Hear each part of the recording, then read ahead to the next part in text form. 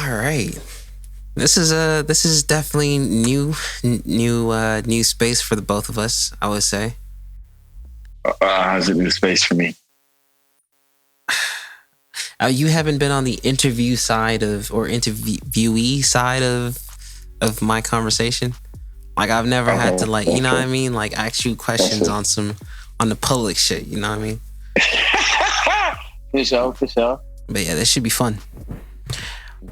But I kind of gave you a cheat sheet earlier. I already told you what the first question was gonna be, but it's that time. First question. First question. Okay. Who are you? Oh, who am I? I am the one and only Almighty Renzo. All right, Almighty Renzo, welcome to the Plae series. Now, for those who don't know, it's good to be here. Thank you. For those who don't know, who is Almighty Renzo? Who is Almighty Renzo? We can also refer to him as the GOAT. You know what I'm saying? Big Zo, East Side finest. But seriously, I look at myself as a musician who's into chronicling the journey. I try to give as honest of a view into my life as I can, the ups, the downs, the oopsies, the growth, the maturity, the immaturity. So I can kind of give people a window into my own life, and I can help them live their own life or help them get through things how they see fit. So then would you say that Almighty Renzo is a musician? For sure. Now, but do we have a conversation with you? I know that you don't only view yourself as a musician. Yeah. No, I also see myself as a businessman. I see myself as a humanitarian as well. I'll probably say I'm a huge proponent of culture and art in general. Culture and art. See, that's the word that I've been sort of like trying to stray away from recently. Culture, art, and culture. Wow. Because what is that really? What is culture really? It is. I feel like it's shared practices and traditions. No. You said certain practices and traditions? Shared practices and traditions within a group of people. Practices and traditions. I feel like that definition is overly simplistic though, right? Okay, it could be. So what would your definition be? I don't know. That's why you're complex and nuanced explanation. But that's what I'm saying. I think that's why it's difficult, because it's how do you even put culture into words? You know what I mean? Mm-hmm. I think you did a good job or decent job, really. But it's for oversimplification. Yeah, but that's the problem. Is shared practices and traditions. Is that all that it takes to be a culture? Okay, and what are the boundaries around that? Does culture have boundaries? You know what I mean? I mean, it must, right? Because you can appropriate a culture. So there must be sort of well, you're outside of this culture. So where does the boundary sort of begin and end to any culture? Well, I think who's in and out of a culture has less to do with the boundaries and more so the context. So back to that, how I said it's shared practices and traditions within a group of people. Who's the group of people that's been carrying out this tradition? So let's say we live in a neighborhood called Sussex, right? And in Sussex, on Fridays, we get together and we watch basketball games, right? That's culture. And how do you determine who would be outside of this culture, not from this culture, or appropriating it? It's someone who's not from Sussex. You know what I'm saying? Right. So I guess it just depends on whatever group gets the culture going.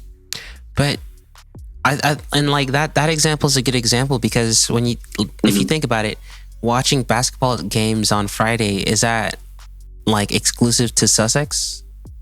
No, right? It's not. But I think culture in general, It's non-exclusive. To a certain extent, you know. But that it's like it's like. So let's say everyone else does watch the game on Fridays, right? But we make a thing of it. We always grilling out. We always playing music. We got the baddest women you ever seen in the building watching the game with us. And then, you know, if no one else is doing it on that same level as us, and other people start having girls through, because, you know, you might get together and watch the game on some Fridays, but you're not doing it every Friday. You're not bringing the baddest chicks through. You're not grilling every time. You don't got, like, let's say we got like a bartender making fresh drinks. You don't got a bartender making fresh drinks. So sometimes I guess you could say it's the details that make it a culture. And that's why in you saying that, I'm sort of thinking like, all right, so the formula matters, right? Like the way in which you like execute whatever it is that you're doing, like that matters in terms of culture. But then I started to think like, but you know, the formula evolves, right? So you think about like hip hop culture, that's something that's been evolving since it started, right? I agree. Yeah, so it's like, is there a limit on who can evolve the formula? Is there a limit on like what we include in the formula, what we don't include in the formula? You know what I mean? Like basically, you talking about like what's a culture vulture, right? Like who do we classify as culture vulture? I mean, not even. It's really just saying like, all right, if we're saying that there's a formula to certain cultures, right, or to culture, like a way to execute something to make it culture, right? Then it's like, well, then who is writing the formula? Like, how do we verify? Like, all right, that's a valid formula versus like, oh no, that's somebody that don't even know how to use this form. Like, that's not the right person. You know what I mean? Like, it's the boundary shit. I mean, I think it's like a case by case thing. I think if you try and what you said earlier, oversimplify it, you're doing it an injustice. Because you can't determine something like that. There's no blanket statement we can say for every culture. You just have to be of the culture, in the culture to know. And even to then, there's going to be a perspective piece, you know, debatable aspect of it, you know, something that's, you know, based upon my past experiences, this is how I feel about it, versus someone who, like, maybe you live in West Sussex where y'all grill every time. I live in East Sussex where we do sushi every time, you know?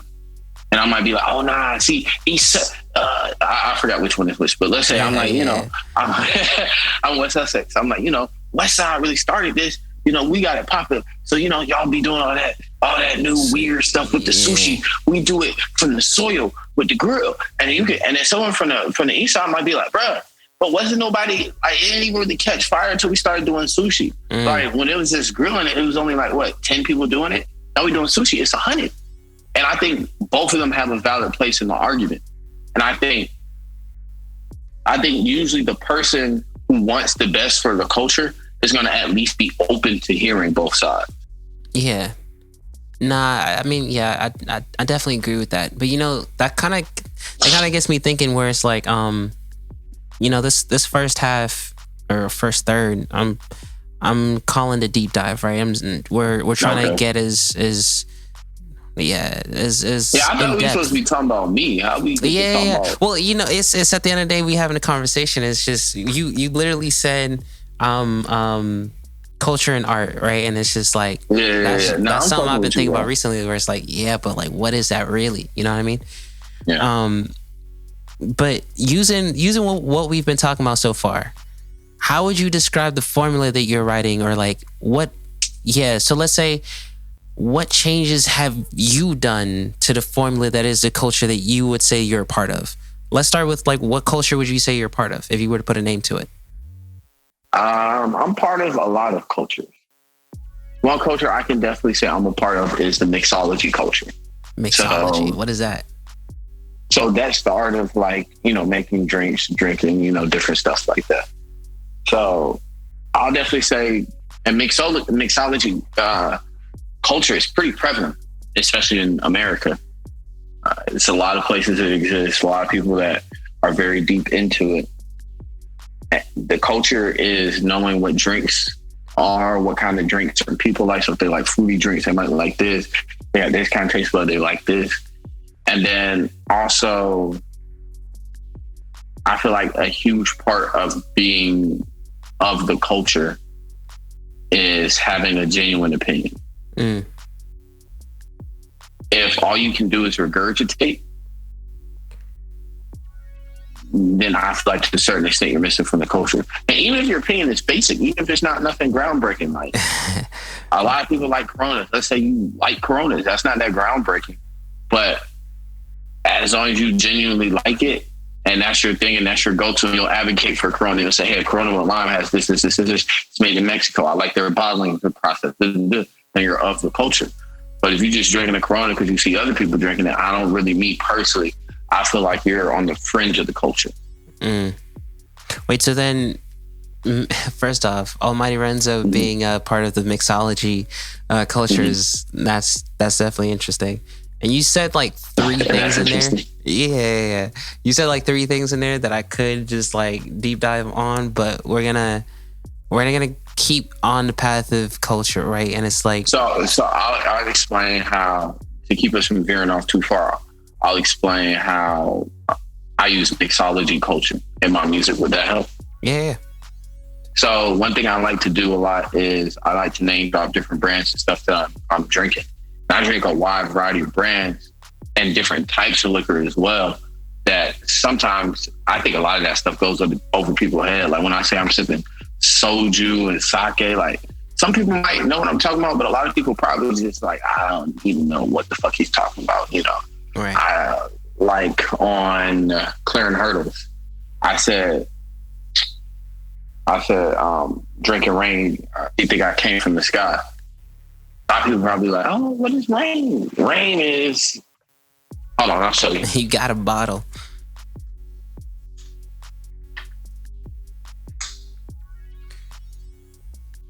So, rain is this gluten-free vodka. It has a really cool bottle. That's kind of fire. I try to drink this when I'm trying to be gluten-free. I tell myself I'm trying to be healthy. This is when we used to like drink on the east side a lot with my partner Spot. Wait. Question. Do you know what gluten is? Okay, I'm gonna be honest, no. But I know I can tell, bro. Nah. It's the fact that you just said. It's the fact you said I'm trying to be healthy. I'm like, nigga, gluten free don't make you healthy. Gluten is a binding agent. Gluten's a binding agent. Isn't that's the same thing as getting something like sugar free, right? Nah, gluten's a binding agent. It's normally using like grain stuff. Right. Whenever I use stuff? Yeah, grain. Yeah. Most liquid. I mean, I can understand alcohol because I guess so like let's say like rice wines or something like that. There's some type of grain that's involved in there. So perhaps putting a gluten-free title would be important. But like I always used to laugh when there was like an apple juice or something and the shit said gluten-free. I'm like, bro, ain't no grains in this shit. Why are you telling me? But like it's for that purpose, right? Like gluten-free's just become one of those labels, one of those things. Buzzword. Exactly. That's like it gets you. Hey, but look, that's what I'm saying, bro. That's what I'm saying. But they ain't get me for real, bro. I don't know. They kind of got you. They got you told you was healthy, bro. Check me out, bro. Check me out, because it's like I don't really be buying into that shit, bro. The thing is, but the other thing about it is not only trying to be healthy, but some people have like bad gluten allergies. So it's good to know for sure, gluten-free options as well. See, I know how to recover it, you see. Nah, but the thing is, you ain't gluten sensitive, bro. Yeah, but it's good to have it on standby. Like if I go there, bro, it's way more shit with gluten in it than gluten-free.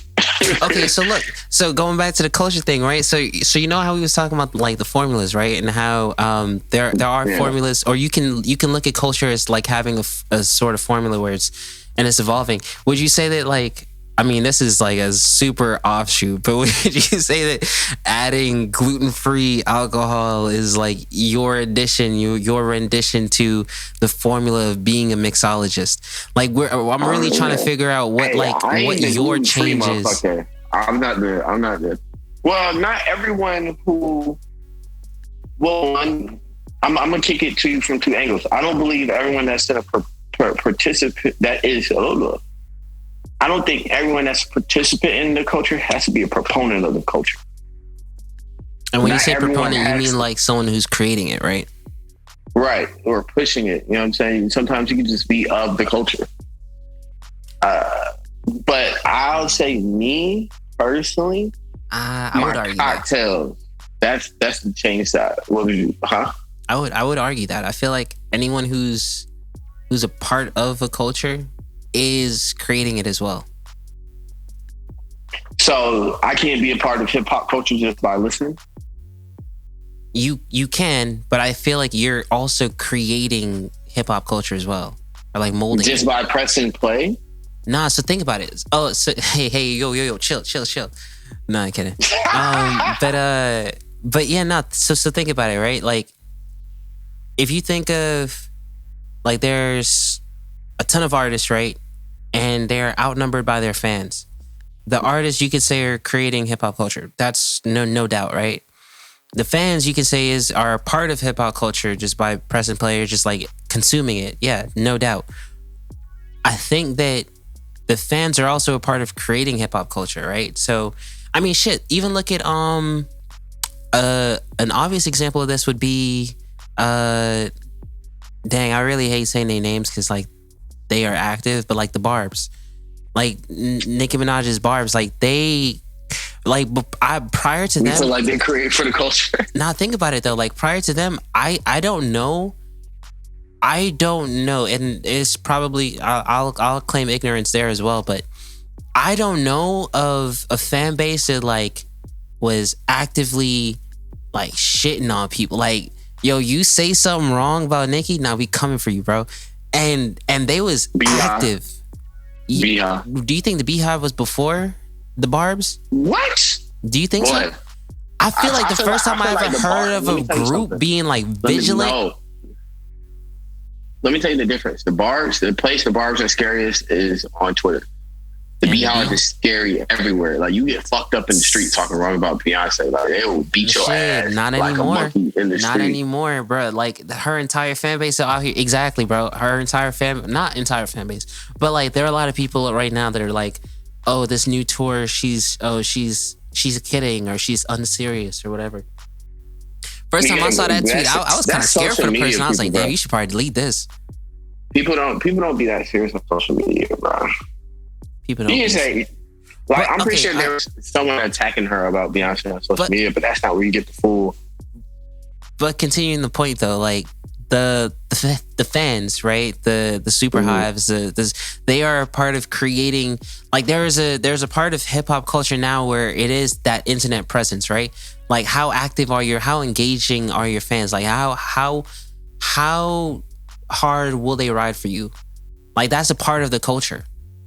And the fans created that, not even an artist. You could argue maybe Nicki did that, but like, nah, the fans created that. So it's like, yeah, even fans are part, not even just fans, but people who are taking part of a culture are also creating it. Like, I think I kind of get what you're saying. It's kind of like how in the NBA, they've turned going to China into this whole thing, you know, like there's a culture around playing Chinese basketball that the fans created. And obviously the owners and different people have created the actual league. Exactly. But the fans have created the thing where you have like a bad subtext. Game, learn Chinese. Exactly. Ni hao. You gotta learn Chinese. Don't let you have a video saying Chinese. They gonna pull that shit bro. up. Like, nah. Don't have a stinker and you somewhere saying ni hao. They on your ass. Yeah. Immediately. They got clips of you of Adam West trading you, right? Adam West? No, you better not even eat no Chinese food. They on your ass. Exactly. It's like, oh, he getting ready. Nah, for real. He getting his diet together. Yeah, exactly. Wait, but so mixology was definitely a curveball. But speaking to the music, like what would you say that your what's your change to the formula, to the culture that existed prior to you? Like what are you bringing to it that's different?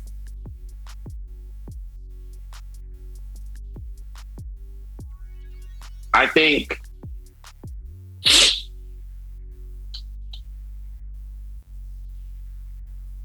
it's okay to say you don't know as well. Give me some time to formulate my words. I got an idea. I believe that I bring a perspective. I'm just trying to think of how to properly word this perspective.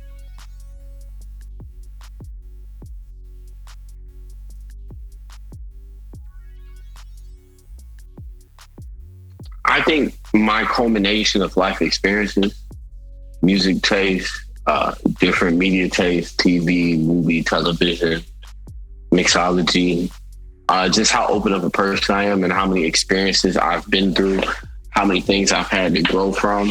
I think it just gives me a perspective that's like no other. And I'm proud of that perspective. I love that perspective. And I'm going to push it till people feel me. And I feel like that's something that's different for me. So your change to the formula is literally you? Yeah. Yeah. Nah, I thought that would be the answer as well. Because it seems like the most, you know what I mean? It's the most holistic. Because you can't be like, yeah, but like niggas ain't really used A's before me. Like, you know, the way I say A, it's different. It's like, nah, bro, don't do that. But like, yeah, saying like, nah, the whole like, combination. Really like I know they were saying you did, but I put it like I came in deep. I was like, you did. You know what I'm saying? You did. Like, who really, you did. You know what I mean? Like a lot of niggas go down with it, you dig. I'll go up with it. That's right. That's right. Yeah, bro. Like that was kind of crazy what you just did. I'm gonna edit that out. I'm gonna just bleep it. Nah, you can't bleep it, brother. People gotta hear it. That's a very holistic view. The change is you. So on that deep dive, you know, we talked about culture. We've talked about sort of the change that you're bringing. Let's go back as far as we can. When, to the best of your ability, when would you say that Almighty Renzo was born? Like,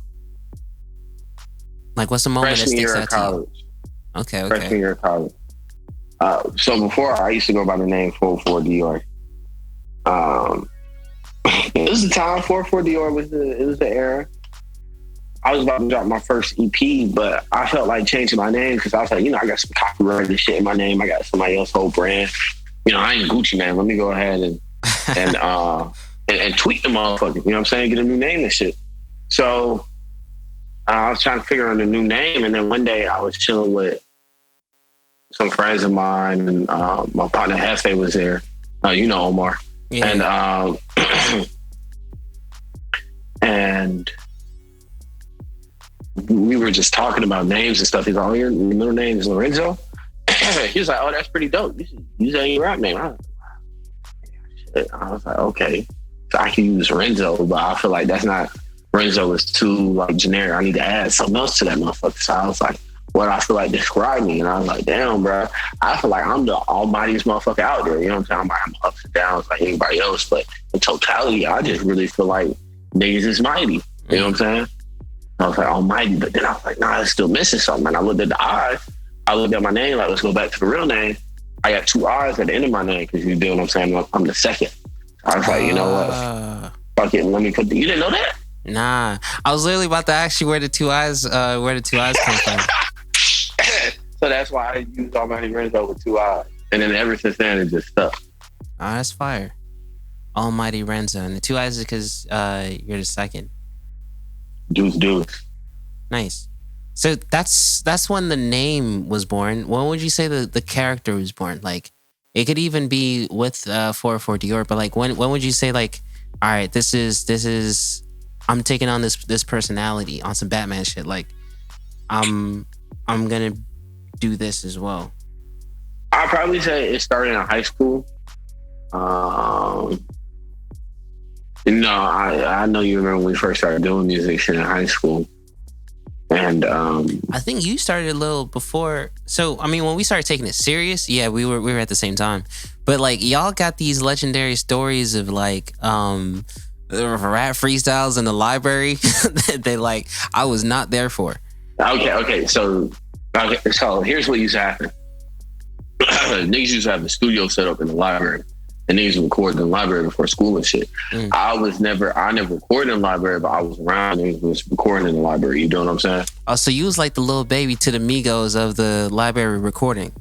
No, don't do that. I don't even know why the fuck you did that. Because Lil Baby was there when Migos was recording. No, bro. No, that's not. No, niggas recording in the library. I wrote some shit I was going to, but then it was like, I don't know, bro. It was a weird situation because, you're in a school library. Yeah, right. and then you said, it had a studio situation. It's like, bro, what does that even really look like? A situation. What type of mic? What was the speakers like? Yeah, I don't remember. It was like freshman year of high school. I couldn't tell you. And you just nigga hasn't told me one equipment yet. Between from a Newman, a Yamaha mic, or what's that USB one called? The Yeti? A Yeti? I had a Yeti that I threw away. Damn, like a dumbass.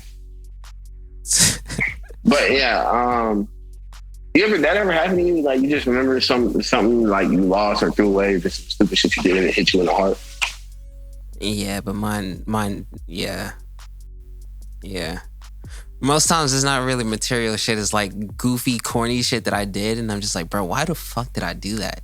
Oh no, that too. I be in pain, bro. Yeah, no. Reflection wise, I be in pain, bro. Yeah, no. Hindsight. Why would you think that was a good idea? Yeah. Like, what made you do that? But you know what's really crazy? Sometimes I think about corny shit, and that shit worked out, and I'm like, bro, you lucky that shit worked out. Nah, sometimes I be like, bro, you got lucky this time, but don't be pressing your luck with that shit, because that shit is gross. Nah, for real. Nah, that's funny. All right, but so the library had a little situation. You never recorded there. You was more so just letting other niggas record. Letting other niggas. I didn't have that. Watching other niggas record. Sometimes, yeah.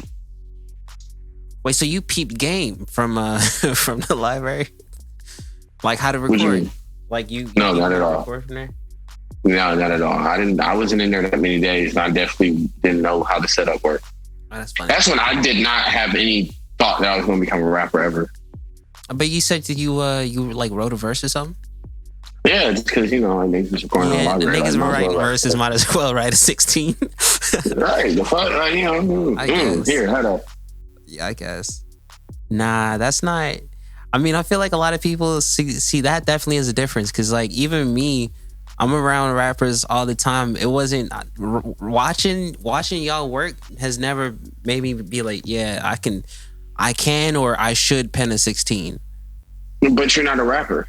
I'm not a rapper. That's what I'm saying though. That's what I'm saying. Like that, you're saying it like, yeah, I mean, yeah, people were doing so. Like, yeah, let me go ahead and pen a 16. It's like, yeah, but that's unique to you. Like, I'm not saying unique because to you. Because I'm a rapper at heart.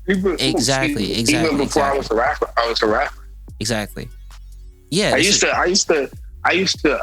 in my church, we used to have we would perform for the choirs, and then sometimes they would have do an abridged version of the song. And when they would need a little rap verse, they have me write the rap verse. I used to take that shit seriously. I'd be in there. And even in school, when they had the projects, it's like, oh, you can make a song about this or do. I always can make a song.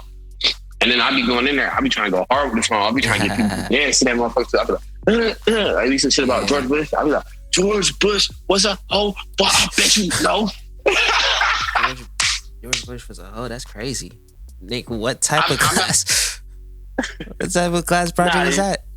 You wouldn't really say that in class. I see what you're saying. I wouldn't really say George Bush is a hoe. Right, that was your freestyle? That's crazy. Yeah, that was off the top. Yeah. That's funny. But all right, so school, watching other people rap, that sort of, I guess, inspired. What would you say that time did for you though? In terms of your journey, like if you were to look back and sort of maybe I guess title that chapter, what would you title it? What would I title it? I guess I can rap. Yeah, all right, that's good. I guess I can rap. Yeah, high school, that's when I first started trying stuff out. And I was like, okay, I guess I can, write the rhythm a little bit. You know what I'm saying? I can come up with a witty bar here and there. And I'll probably say after. Go ahead. No. Yeah, keep going. I'll probably say after high school when I got to college and I started knowing more people that made music. That's when I was like, okay, I can keep doing this and taking a certain amount of serious. Yeah. I actually like that titling question, because I'm thinking about all right, so now it's all right, hindsight's 2020. But how do you say? If hindsight's 2020, what's foresight? 2023. Maybe 2024. But like, hindsight's 2020. Foresight, I don't know what that is. But like, using foresight, if you, I never. Go ahead. No, I never understood that. Like, what do people mean? I've said that shit before, and I don't even know what it means. What is hindsight is 2020 mean? Hindsight's 2020. It's like 2020 is like good vision. It's like basic vision. It's like decent vision. But like you saw it exactly as it was, right? So in hindsight, you know what it is, right? In hindsight, you've seen it. In hindsight, it's like you see all aspects. Yeah, exactly. You have perfect vision of the entire situation. But like in the situation, you didn't have all the information that you have in hindsight. Exactly. Using foresight, you don't have any of that information, right? But like using foresight at the time when you are a world touring rapper, world touring musician, it's funny to think back to that chapter of like high school just titled as I guess I can rap. And then it's like you skip a couple chapters later and it's like, oh yeah, no, this nigga's like actually doing it full time. It's just funny, like someone coming back later on reading that book and like looking at that title, it's like, what does this nigga mean? I guess, blah, blah, blah, blah. But like, yeah. I mean, it's like, I was just telling you how I restarted One Piece. It's like, I'm going back and I'm looking at Kobe now, right? Yeah. At the beginning. Yeah. I'm like, man, this the same Captain Kobe that, I ain't gonna spoil it just because anybody watching. I'm like, that's the same. Okay. That's Helmeppo. That's the same Helmeppo that got yeah. You know what I'm saying? So, that's just in essence. had all the swords and shit, right? Huh? He was that nigga with all the swords. Oh, you talking about later on? Nah, like in the beginning. He had Zoro's sword. Oh, when he put Zoro up on the post. He took his big mistake. Thinking back now is like, bro, come on, like, come on, bro. He was not walking around with no sword. Yeah, come on, bro. Like you got better things to worry about. Zoro, nigga, maybe pick another fight. Maybe fight Kobe. But yeah, no, that's funny. All right, so I don't know. I feel like we haven't quite gotten all the information. I'm trying to think from the perspective of someone who doesn't know you at all. Like, how well will they know you off of just seeing this? All right, so you talked briefly about high school, but all right, so let's talk. Do you think, you talk about oversimplification, you think Almighty Renzo is so? We're going to have another Plae series. You're going to do another interview. Yeah, true. Get everything in one. You think I'm that cheap? Nah, you think I'm that easy? That's hilarious. No, but honestly, it's all about like the quality of the questions, right? It's like the things that I ask allow certain things to be said, and those things that are said like shed light on the perspective of who you are. You know what I mean? So it's like thinking about the person who's just seeing you for the first time or just hearing you for the first time. I want to make sure that they get a good understanding of like who you are. So far, I think I hope that people can see that you sort of think holistically, right? Like, you're also off the cuff. You've mentioned a couple times where it's like, yeah, no, I can save that. Like, you'll say something and then you'll fix it with the things you say after, and it's like, yeah, that means you was thinking on the cuff when you answered the first time. What does that mean? Off the cuff? I don't like the way you kind of off the cuff, freestyle. So you think I freestyle too much? That's what you're trying to say. I ain't even say too much. When did I say too much? Okay. See, look at this. And then, yeah, this whatever you call that, you do that a lot. I do what a lot. I do what a lot. Let people know what I do. Like someone will say something and then you'll say what they said, but then you'll add extra shit, and it's like, bro, no one said that. But I asked. If projections. If that's not what you're saying, then it's cool. That's not what you're saying, then it's cool. Just let me know. Yeah, for sure. But you do that a lot. You project a lot. He said, yeah, but fuck that. You do that too much. Nah. All right, so you mentioned high school briefly, but I definitely do want to shout out Anton, because like we always in our personal lives, we always shout out Anton. Or like, I just want to quickly go through the story of like, when was that? Was that 12th grade? Story, because it's too many. Yeah. No, but like so specifically Lil Yachty's Minnesota. Do you know where that started? Well, man, I don't even know if you was there from there. All right, so I'll start the story off from my perspective. Minnesota. Wait. Anton did a Minnesota remix? Yeah. Where is this? I gotta hear it. Bro, you didn't hear it? Well, what? Okay, so this is how the story goes from my perspective. Oh wait, is this the song that you ghost wrote for him? Nah, that was after. So he literally just did a like on the Minnesota beat, he did like a freestyle. And damn, nigga, what type of shit was that? Is that the song you ghost wrote for him? I think I was credited if there were credits on it. But it's not really ghostwriting if you say that it's ghostwritten. But there are no credits, so you're a ghostwriter. Yeah, but all right, to the point. It's not really ghostwriting if someone says that they ghostwrit something. At that point, because I was on the song, I was behind the scenes. So me knowing that someone else wrote it isn't the same as everybody else knowing that someone else wrote it. That's the exact same point that I'm making, which is that's more so something that you don't tell people, especially if it's a ghostwriting. But it's not even that big of a deal. Anton wasn't even. Oh, my bad. I didn't know y'all. Plus, I mean, he writes his own lyrics. He writes his own lyrics. But let's. So actually, that's the part of the story. So from my perspective, we was just chilling in calculus, AP calculus, because niggas is smart and shit.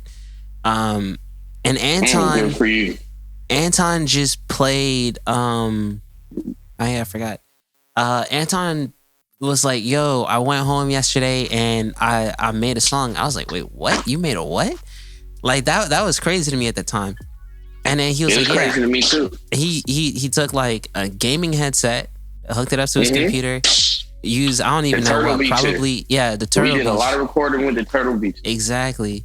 He probably I don't know, probably used Audacity or something at the time. I'm not sure what he used, but basically he took the Minnesota beat, Lil Yachty's Minnesota, Audacity, and then he did a freestyle on top of it, and like that was crazy to me because it's like, all right, like all like technical shit aside, like not even like rap and shit, but just like audible shit, like the mix was terrible or whatever. The fact that someone who was sitting right next to me created a song was super crazy. It's crazy as fuck. And it was like, bro, I can literally do this shit, but I didn't. No, go ahead. No, my bad. I didn't mean to interrupt. I was gonna say Anton gave me similar feeling because I remember for me, it was this Chance the Rapper type beat he had pulled off of YouTube, right? Yeah. He basically he's like, yeah, bro, I'm gonna go record a song with this shit. Like niggas be saying that shit. I was like, all right, bro, you can record the song. And this nigga actually came back the next day with the song recorded. I was like, how you do that? I want to do that. Yeah, type shit for real. But I might still have that song. I mean, I definitely still have that song. I think y'all called it the Come Up. Is it? Wait, so the Chance Rapper beat song was the one we hopped on, or was it another song? Yeah, it was the one that. Yeah, it was the one that y'all did. Motherfucking Come Up. Yeah, that song is iconic for so many reasons, and none of them are that it's a good song. Yeah. Nah, it was interesting to say the least. And then like you can going back to the ghostwriting parts, like my attempts at writing at that time was so crazy. Cause like I was even writing in like slang and shit. Like I was writing with like letters missing and shit. So if it was like snapping, I put like SNAPPIN, like a no G. You don't do that no more? Nah. So whenever I write, like I like write the full word out, and if I'm performing it, then however I say it when I perform it is how I say it. You know what I mean? Versus I type it. You type it how you would say it? Mm-hmm. Nah, I feel like I would too, but I feel like that especially like because it sometimes it sounds like you're reading it. You know what I mean? So I literally just put the word as it is, and however I choose to say it in that moment is how I choose to say it. I feel like that's the best way that I've like, I don't know, that I've found where it sounds more natural. But yeah, I mean, I could definitely see someone writing it like that. But Absolutely. But yeah, no, what's it called? So he does the Minnesota beat, or he does a Minnesota freestyle, and I don't think like, oh, I can rap. As he's playing me the song, I was listening to the beat and I'm like, bro, I can make this beat. I was like, bro, it's just pianos and some drums. Like, bro, this shit is simple as fuck. And then around that time, my brother had an iPad. Shout out to Philip. He had an iPad from school, and it had GarageBand on there, and I was making beats off of that. And like, yeah, I feel like that honestly was like the start of like all this shit. And yeah, so anyways, long story short, shout out to Anton, shout out to the process. Also, that I feel like that's something that a lot of people miss out nowadays, where it's like, oh, the shitty recording setup. Yeah, it's like, not bro, to say like I have some super top of the line situation now, but compared to back then, bro, you gotta just do it. Like, it's really all about just doing that shit. It's like, you want to make a song with what you have. Like, it's gonna sound terrible. I mean, it's not like you Jay-Z, bro. Like, it's gonna sound bad. But like, as long as you do it, then it's like, all right, bet, now do another one, and then do another one, and then you go like 7 years in, and you're just doing more. You know what I mean? Yeah. I mean, shit. This Plae series is literally just, it's so on a certain perspective, it's you're in your Turtle Beach headset phase. Yeah, in a sense, maybe.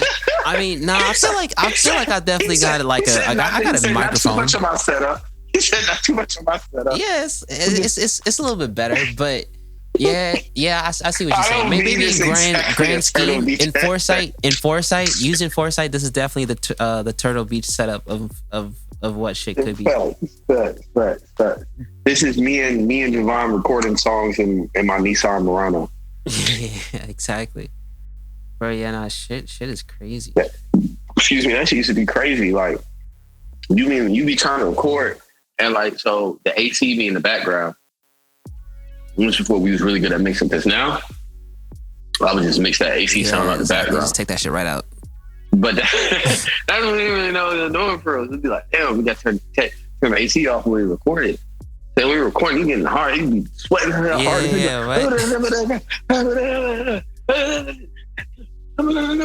You shit be dripping down everywhere. That's great. Oh yeah, well, fucking damn, I really gotta stop cussing as much. But what's it called? Vaughn too sort of started recording after like seeing like, oh yeah, this is how you make a song. Mm-hmm. I think we've deep. I mean, I'll leave it up to you. How well do you think that we did with the deep dive? Do you think we can definitely learn more?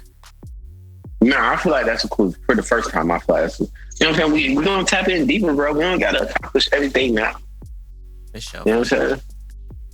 All right, so you know this. Plus, we already like an hour in. Yeah, not 42 minutes. 42 minutes.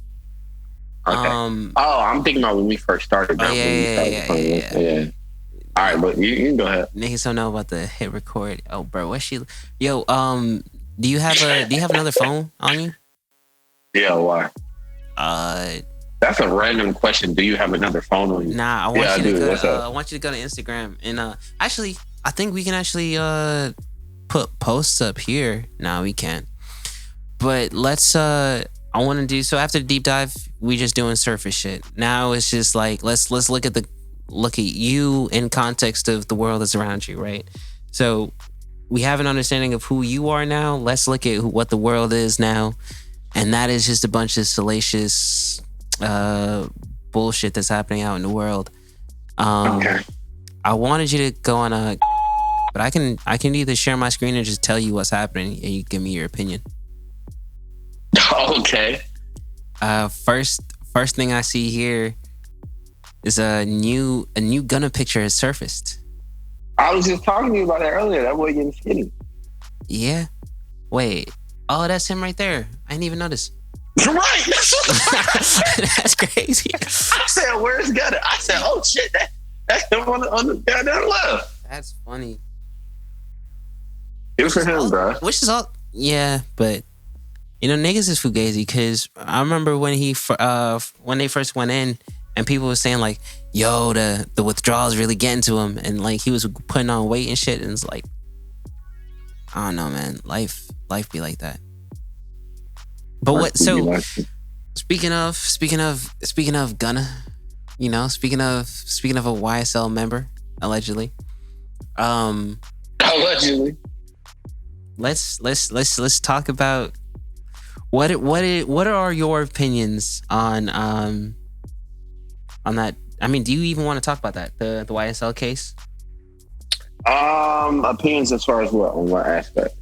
So I know that we've personally went back and forth a lot on the lyric shit, and as time goes on, I definitely see what you're saying more and more. But yeah, because it's like, well, yeah, actually, well, why are you putting that on songs, right? But I guess it was a debate back in the day, when they first went in, when YSL first went in, where it was like what is that called? The indictment, like the actual report. I don't know what that's called. Like the evidence that the defense attorneys, the prosecution brings up. You know how they like put out like those papers to say like, this is the evidence that we're bringing up against this person. A couple of the key evidence, and just like a few amount, because I know a lot of people try to make it seem like a lot of the shit that the prosecution was pulling from was from lyrics, but it wasn't. It was, a lot of it was real life shit, but a few, like a select few pieces were from lyrics, and a lot of people were trying to say that like, well, that shouldn't be allowed. That shouldn't be the case. What? Just tell me your stance on that. So I agree that like if you're saying something generic, like I steal things, that shouldn't be enough to bring you up on burglary charges. You know what I'm saying? But if you say I went to Mr. Johnson's house at 12 p.m., kicked down his door, took his TV, his flat screen, then I took it to the pawn shop on 4th because they don't ask for IDs. Exactly. I dropped off the TVs. I got $200 for the TVs each. I spent all that money in cash at the booty club. Then I told the stripper at the booty club, this is how I get down. I hit these licks. I put all that shit on a song.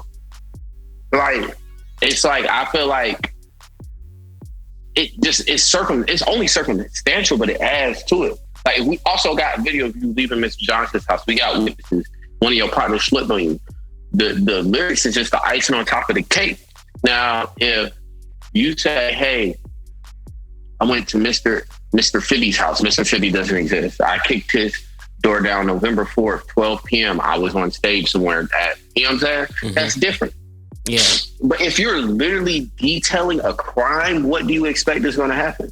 Yeah, I think that was the part that I always was going back and forth on until I was kind of just like taking myself outside of being a fan of YSL and sort of just looked at it like from like an objective standpoint, or not objective, but like logical standpoint.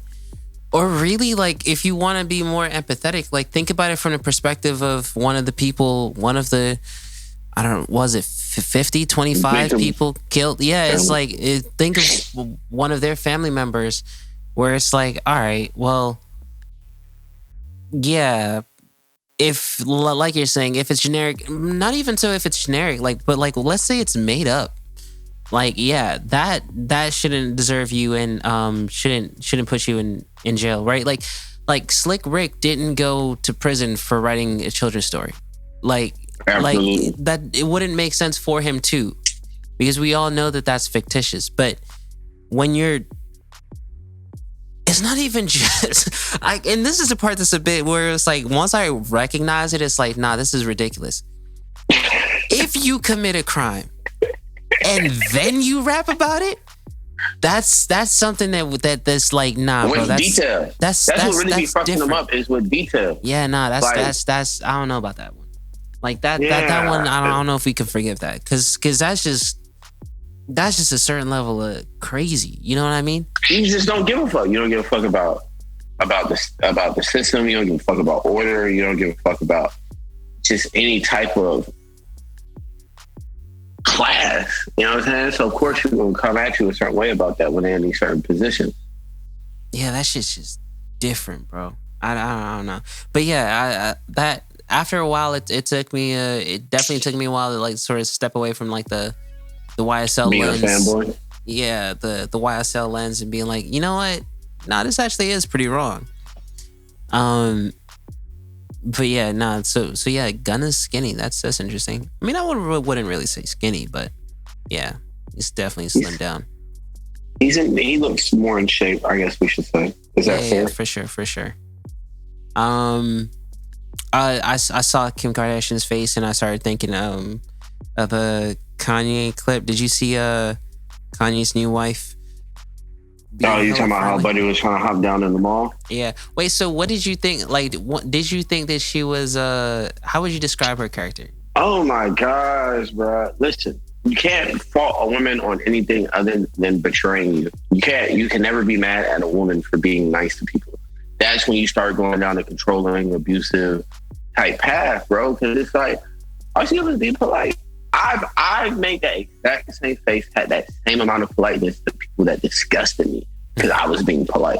Like their appearance literally disgusted me, and I gave them that same type of energy. You know what I'm saying? If you didn't close the deal, you didn't close the deal. I feel like all that other shit is a reach. And especially like if you've dealt with women enough, you would know that, hey, sometimes I've dealt with a woman and like I'm like, okay, she's being nice to me. Maybe this so let me take my shot. Oh, nope. Okay, yeah, just her being nice. Yeah. So it is what it is. And she'll make that shit clear too. She'll be like, no. She might not even have a boyfriend. She'll be single. She's just like, no, not what I'm on. I'm good. Thank you. So it's just like, okay, I guess that's not what she on. Yeah. And then sometimes you might have a chick that's acting all nasty, acting all rude, and you try to talk it off. She'll be like, oh yeah, I was waiting on that. See, now that one I've never had, but also because I wouldn't ever, like if you nasty and rude, I'm kind of just turning away. I'm like, all right, whatever. Not like super nasty rude. Like, hey yo, fuck I know what you mean, like attitude. But she just got a little attitude. Yeah, she got a little attitude. I mean, little attitude, not bad. Yeah, like if it's just like a banter, you know, like a little bantery attitude. You know what I'm saying? It's not too crazy. But yeah, no, that's funny. The friendly shit. Yeah. So how would you feel if you seen that video of your girl? So let's say you're married, right? Your wife, some dude does that on YouTube, uploads the video. You see your wife doing that. How do you feel? I mean, I think that she reacted or acted really well. Like, one, she does look like I mean, I don't know her, right? I don't know her from Adam, but she looked friendly. She looked kind. But I think the most important part was when he asked for her number and she's like, I'm married. You know what I mean? It's like, that's literally it. That's I think that's all it took. Like, if at the end of the video she was like, no, if it was like that, then it would be like, bro, what do you mean by that? Just tell him that you're married and walk off. You know what I mean? Like, right. Like, I feel like it'd be different if she was kind of like, she was like, I don't know. Or she was like, if there is any time, I like that. It was clear from the beginning. Like, she didn't even say like, oh, like, you can have my number as a friend. She didn't even say like, what? She said like, hey, I'm married. This shit can't go no further. Yeah, exactly. You know, has anyone ever told you like, oh, I got a guy or I'm married and they still gave you a contact? It's like you asked for a social and then No, listen. devious smile. Nah, I mean, it's complicated, bro. Like nowadays, so okay, let me put it this way. This nigga finna finagle his way out this question. You dancing already? What you doing, bro? Just let me answer, bro. So you know what I'm saying? Like I said, you know what I'm saying? Like, my music is a reflection of where I've been in life. So in the past, we got songs like "Fuck Your Bitch." You know what I'm saying? I'm like, I'm gonna fuck on you. Yo, why'd you say it like that? And that's where I was in life at the time, bro. But I'm not that person anymore, bro. I don't want to be a homewrecker anymore, bro. I don't really, you know what I mean? would answer my question most definitely. I mean, I've never. So I don't know, but that's a tricky question because I've never been out. No, it ain't. No, it is because I've never what he's doing in that clip. I've never been out somewhere, talked to him, and tried to hop down, and then she said she had a boyfriend, and then continued to pursue. But I've done things with women that have an existing situation. You know what I'm saying? Yeah. Like it might be she got to do some shit happen, or woo. But I've never seen a random woman that I don't know out in public. She told me she has a situation going on, and I continued to press. Wait. Sorry, I zoned out for a sec there. You said you've never seen a woman in a situation where what? So, let's say you out at the mall and you out at the club or whatever. You walk into a chick, woo, woo. Hey, can I get woo, woo? Hey, I got a dude. I've never pushed past that. So when I'm out, and that happens, it's okay, cool, you gotta do it. I'm move on. Oh, so you find out afterwards? No, that's not what I'm saying. All right. What I'm saying is I already know these women. This isn't a random person. You know what I'm saying? It's not like I just saw them for the first time 5 minutes before they told me they got a boyfriend. Yeah. But what if you only slightly knew someone and then asked for the socials? Let's say you're cordial, right? You've met them before, but you don't really know them. You met them a couple times, y'all exchanged a couple words, and then you're all right, they're attractive. Let's just exchange socials or exchange numbers. Right. And then you ask, and they're I have a boyfriend, and you're okay. And then they still give you the social. What are your thoughts when that happens? Keep it. Me at this age, Me at this age. Key phrases there. All right. So let's see. What else has happened? Oh yeah, LeBron. I see that it's the Lakers. Is it Denver? Denver Nuggets? Down 3-0, and the last time I looked at this Boston game against the Heat, they was down almost 20, bro. So that shit look that shit's about to go 3-0 too. The NBA is crazy right now. Okay, they down 18 right now. When is the Laker game? I think the next one is tomorrow. Yes, tomorrow at 7:30. Adam Silver. That's the commissioner. Yeah, I forgot what I said earlier, but I definitely knew. I said Adam West, like Batman. That's crazy. Yeah, nah. Yeah, I'm not really the sports guy, so I can't go on a deep dive on that. Yo, some really nutty shit. Did you see this? The orcas, the killer whale story. No. So killer whales have sunk 3 boats. You said what? You said kill you? No, killer whales. Kill you? Like gone? Kill you? Hunter? That's what you said? Nah, killer whales. So No, they sunk 3 boats in Europe and appear to be teaching other orcas or killer whales to do the same. Scientists believe a traumatized orca who was once captured initiated the attack, and that the behavior is quickly spreading among the population through social learning. Nah, bro, that's okay, culture. Look, we are all okay. That's so culture. I was talking to someone about this the other day, and then they did the same thing. They were just like, "Yo, shout out to those killer whales." Like, yeah, exactly. Blah blah blah. I feel like we saying that because we don't know how it affects us, right? So imagine the killer whales sort of ganging up and being like, all right, let's take down the ships that attack, blah, blah, blah, blah, blah. What if this is not what's happening, but let's hypothetical land, right? What if those ships were like oil tankers and now gas prices is like fucking $10 a gallon? It is what it is. That's what the fuck we get for fucking around with them orcas. All right, well, you are a better man than me, bro. You are better. You team fuck them orcas? Fuck them orcas? Like, yo, we gotta get them boys. But nah, I mean, when I first heard that story, I was like, yo, shout out to them. But then immediately after, I was like, yo, but how does this affect me? Like, but I think we deserve it. You don't think so? Nah, So when you say we, you mean like humans as a society? Because I ain't do shit. But yeah. Nah, I don't know if we deserve it. Depending on what them niggas is doing on that side, yeah, they definitely deserve it. I'm not gonna say that the orcas need to gang up on me on nothing, because again, I ain't do shit. I mind my business. Right. I don't even know the last time I seen some water. No, I'm kidding. Let's see. Kanye's wife, Miami Celtics series that ended. That's over, right? No. Wait, what's the? Do you know what the? They're playing Game 3 tonight. Miami is up 2-0. Game 3. Oh. Kai Cenat. Oh well, so I just saw a Kai Cenat story, but it's making me think of content creation. What do you, going back to you in the context of everything around you? What's your role when it comes to content creation? What do you think your let's say responsibilities or duties are as a musician, as an artist in this new age of content creation for monetization?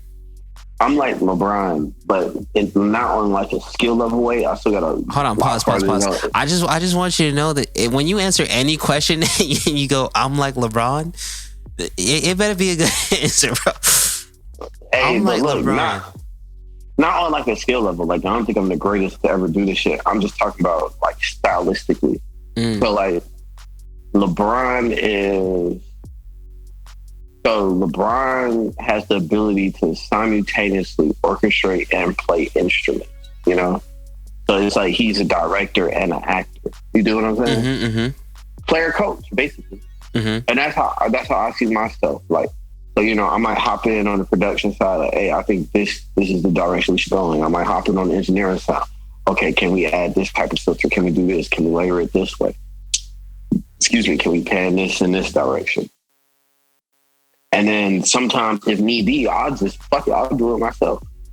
You know, like I might be like, hey, we need to fuck it out. I'll go ahead and log in here and do that shit myself. Yeah, but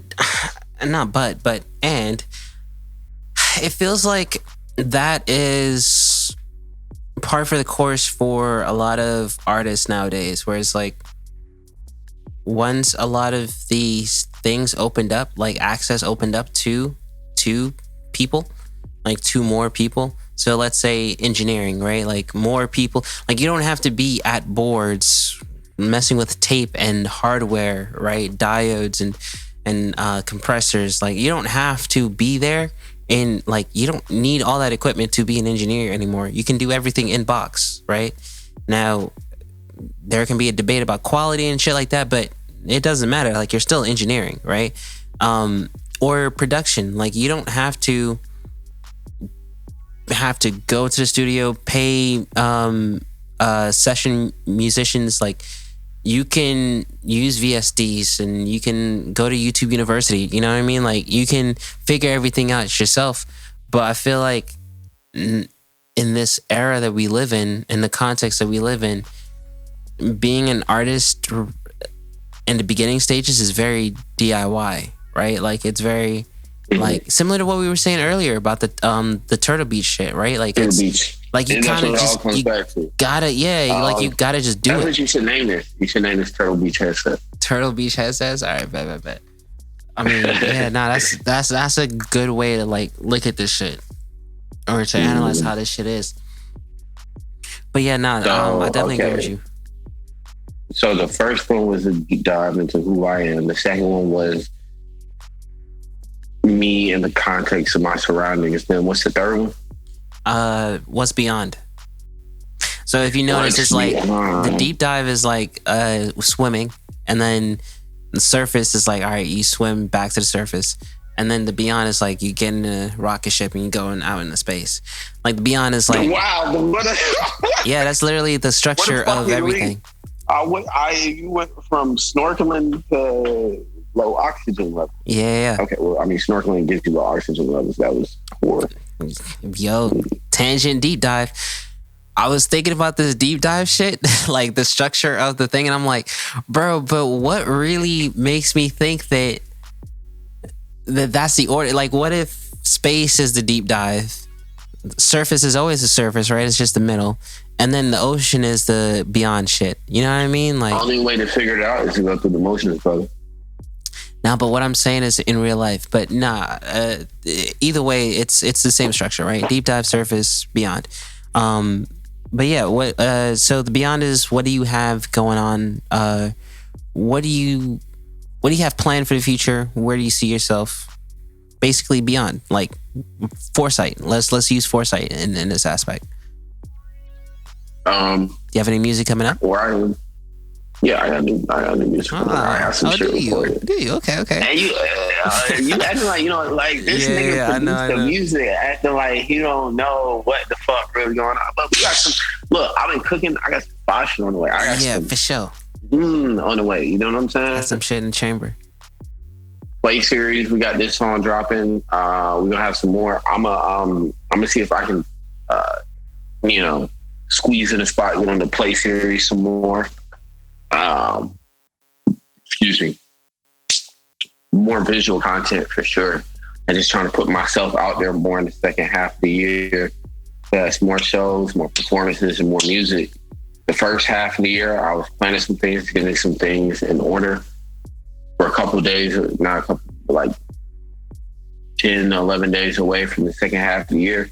Second half of the year, I'm ready to push it. Okay. So, it seems...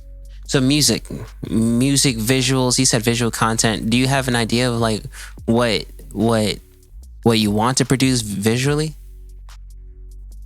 A little bit, but I ain't gonna, I got a little surprise, but I definitely got some things in the works. I definitely want to, with me moving to Houston, I want to definitely get some visuals that encapsulate that experience and really broadcast that perspective I was talking about earlier and really show people where I'm at mentally. Yeah, that makes sense. And I guess outside of music, just looking beyond, ultimately, like what do you see? I see me get more money, fucking more get something.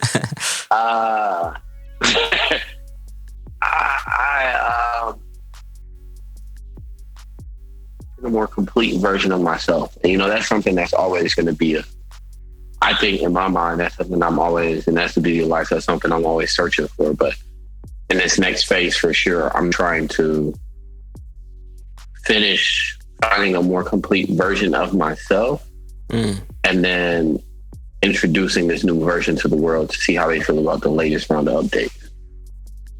Nice. So currently loading then, right? Loading. Upgrading constantly. But yeah, I think that's definitely a good place to stop.